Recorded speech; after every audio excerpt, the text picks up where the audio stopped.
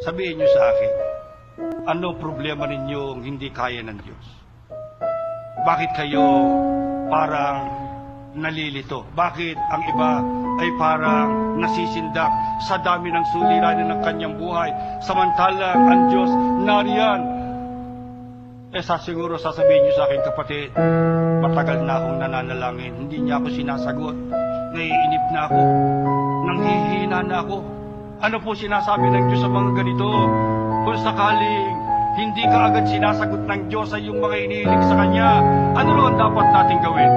Sa 14 ng 27. Mag-antay ka sa Panginoon. Ikaw ay magpakalakas at magdalantapang ang iyong puso. Narinig ba ninyo yun? Ano po sabi ng Diyos? Magantay ka sa akin, magpakalakas ka, magdalantapang ang iyong puso. Ayaw ng Diyos sa madaling matuwag, madaling